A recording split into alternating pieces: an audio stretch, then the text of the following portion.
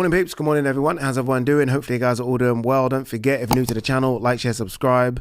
All right, let's get straight to it. I was in Las Vegas, as you guys know, for Ryan Garcia's victory over Mario Barrios. I was in the studio with Shakur Stevenson, who was fantastic, by the way. That's the first time I think he's ever done anything like that. He was a bit nervous, but he warmed into it, and I thought it was really good to get his take on things. Watching fights with him, and the way in which he breaks down fights and tells me this fight is going to do this and this fight is going to do that, and they do it. I was like, wow, this guy's a real student of the game, as is Ryan Garcia, who put up, I think, an incredible performance against Mario Barrios. Now, I guess the conversation in the aftermath is that Barrios was rubbish and Barrios was shit. And look, those things on the evidence of that performance, I won't say are true, because I would never ever call a world champion those things, but he was very limited. I will say that. I thought he was going to look a lot better. I thought he was going to try and impose his size on Ryan. He did none of that. Honestly, none of that. That was, without doubt, a career best performance from Ryan. Prior to that, I would have said that his career best performance was against Luke Campbell, who's very good, or at least was very good. But this was much better than that, just because of what was at stake. Like, Ryan didn't deserve this opportunity. Ryan and I actually spoke during the week, and I think he even alluded to that. Like, he knows that this isn't an opportunity that, you know, if you go by sort of the ranking system, that he deserves. Ryan's coming off a loss. Prior to that was a no contest. His last win was Oscar Duarte, which was 2.5 years ago. Ryan didn't deserve this shot. You can't keep getting gifts and not take one. Finally, he took one. He took a gift. So there was a lot of pressure on him to win this. Like, I think people, especially in America, continually look at Ryan as a star. I mean, you got to win a world title, I think, to be considered that. And I guess that's the narrative around Conor Benn at the moment, right? But for me, you kind of got to win a world title. And not only that, but all his peers in and around him, like those guys all growing up together, have all won world titles. Some of them, i.e. Shakur Stevenson, have won them in 4 weight classes. Devin Haney in 3 weight classes. Do you know what I mean? Teofimo Lopez as well in 2 weight classes. So you've got to compete with those guys. Finally, he can now compete because he's won one. And I think that will do a lot to him as well. He looked in fantastic shape, the best shape I've ever seen him in. So much so that Shakur Stevenson, the first thing he asked me in the post-fight conversation we had was there VADA testing? And I guess if there was VADA testing, that's a compliment to Ryan. Like, he's basically saying Ryan looked that good. Was he on drugs? Because physically he looked good, punch power was good, engine was good, combinations were good, off the back foot was good. Hence why Shakur Stevenson's asking me, was there any VADA testing? That's how good Ryan looked. But the key to this victory, and I'm saying something you guys already know, the key to the victory was that right hand. I mean, it surprised all of us. It surprised Barrios. Like, Barrios didn't, it's almost as though Barrios and Joe Goosen didn't really plan for the right hand. Like, Ryan's always been left hand happy, right? That left hook to the body, the left hook up top. He doesn't really throw the left straight. It's always hooked, right? All of a sudden, he throws a right hand straight and Barrios is all over the place. And Barrios couldn't cope with that right hand throughout the night. It's almost as though there was no like, okay, I'm going to go back to the corner. We're going to make an adjustment and we're going to try and read that right hand. There was no adjustments. He kept getting caught time and time again. And I was like, okay, Joe, you kind of need to give this kid some advice now. Like, tell him to do something. I don't know. Tell him to kind of pivot off the back foot. Tell him to go to do something, Joe. You're getting paid a lot of money and you're a very experienced trainer. Joe's been a top trainer for 3 decades. You better show us something in that corner. Nothing. It was the Ryan show. And I was happy for Ryan. I really was. Because ultimately, I want to see the biggest stars in this sport grow, because if they grow and they win belts, the sport grows. And all of a sudden now, we have Devin Haney coming off a career, not career best, but a really good performance against Brian Norman. You've got Shakur Stevenson coming off a career best performance against Teofimo Lopez. And now you have Ryan Garcia coming off a career best performance against Mario Barrios. So all those guys can eventually meet, and they're all coming off good performances. And it's just so much better for the sport of boxing in America. So much better. One sold out Madison Square Garden, the other one sold out T-Mobile Arena. Sorry to interrupt the video, but this is very important and I'll be quick. If you're one of these people that watch the channel and don't hit that subscribe button or forgot to hit that subscribe button, please hit the subscribe button. It's really important. It will help grow the channel. I am trying to chuck different types of content on the channel as well. I am trying to get to 200,000 subscribers. I know it sounds crazy, but who knows, right? By the end of the year. And I need you to hit that subscribe button if you haven't already done so. All right, back to the video.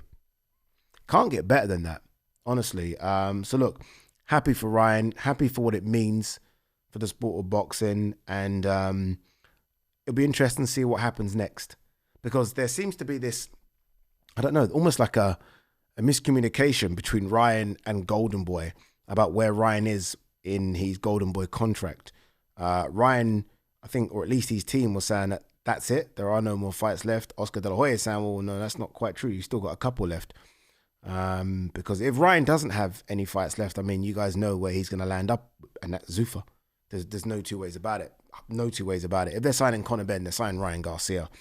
Oscar better hope, and I guess the zone better hope that there are a couple more fights left for Ryan in that contract, because if there is, then the Devin Haney rematch is just, it's enormous. Honestly, it's enormous. The first fight was pretty big. All of a second, now, unification fight in the welterweight division, like, considering what happened in the first fight, the beatdown Devin took, the PDs, like, the crazy Ryan, like, there are so many narratives to be spun to make the second fight an intriguing one, and I hope it happens. I know we called out Shakur Stevenson after, but I don't really like the idea of Shakur saying it has to happen at 144 pounds. No. Let's stop making up weight classes. I mean, this is part of the issue with boxing, right? Zuffa have eliminated how many weight classes because there's too many. We can't then try and add ones. So hopefully it's a welterweight fight and Shakur Stevenson, I don't know, fight someone else. Like Shakur versus Rolly can make sense, right? But yeah, Ryan's here. And I think we are going to be excited for what happens in that welterweight division in the next couple of years. Like, you look at the welterweight division, all of a sudden, and this is no disrespect to some of the champions before, but you were looking at it and it said Stanionis, it said Barrios. You're kind of like, oh, what's kind of going on here? Now all of a sudden you look at it and it says Rolly Romero, Devin Haney, Ryan Garcia, Luis Crocker. It's getting better. It's getting better. By the way, whoever's managing, advising, looking after Luis Crocker needs to do a better job. Luis Crocker should be ringside. Like there were so many conversations post Ryan Garcia's win about who Ryan should fight next. Luis Crocker didn't even get a mention. Not even a mention. And I'm like, how are you an IBF welterweight champion, unbeaten, and you're not in the discussion? Like, sometimes it's out of sight, out of mind. Like, you should be, there's a welterweight title fight where all the players in that welterweight division are ringside. All of them. You should be ringside. And you should be getting your name out there. You should be speaking to some of these American YouTubers and you should be calling out everyone. Like, I'm the champion, come and fight me, I'll come to your backyard, all that stuff. You're nowhere to be seen. The Liam Parra fight I'm hearing is off because of an injury. You're nowhere to be seen. Like, there has to be a better job done of promoting Luis Crocker, who I think is a good fighter. I think he's got a lot of power. I like his style. I like his look. But yeah, no one's like, he needs a mouthpiece. Like, obviously he's no longer with Billy Nelson, who used to do a lot of the tweeting about him. He does need a Sam Jones type to say, look, I've got the best welterweight in the world. We'll fight anyone, whether we believe that or not, just do it. Right now, we're struggling to do anything. So look, hopefully Luis Crocker can somehow get in the conversation, because it's not just a case of you want the big fights. These big fights are money fights. Like, they're all money fights. Devin Haney, Conor, Rolly Romero, these are all money fights, man. And he's nowhere to be seen. All right, guys, if you like your football, very quickly, the football channel is up. Ade Oladipo Talks Football. The link is in the description. I am sitting down with my good mate Rory Jennings this week to record a couple of videos. So those should be out Thursday or Friday. And I'm going to do some stuff like this. See the way I do the boxing and give you my thoughts and opinions? I'm going to start doing stuff like that. Just need to start, man. Just need to start. All right, anything else before we leave? Andy Ruiz Jr. very politely called out by Hughie Fury. Andy Ruiz is signed to Zuffa now, isn't it? Yeah, I don't know if that. I mean, I wouldn't say I don't know if it makes sense. It kind of makes sense, because I don't know why not, but kind of weird. Carlos Adames, Austin Ammo Williams, back in play for March 21st. It's a bit of a quick turnaround. I did think Ammo was in. That fight Ammo was in, I remember just thinking, wait, am I going mad? Why did I think it was a tougher fight than it should have been? So what I'm getting at is, does Ammo Williams need a bit more rest? Just looking at it now, went the full distance. That was that last minute replacement, wasn't it? Scorecards would suggest it was kind of one-way traffic, but I just remember it being physically tough. So maybe Ammo needs to sit this one out for a bit longer, but I guess, look, if you get that call, you're going to take it, aren't you? All right, guys, girls, we are done. Ade Gman up. Video about Mayweather, Manny Pacquiao up. And the YouTube channel for football up. Busy boy. Peace.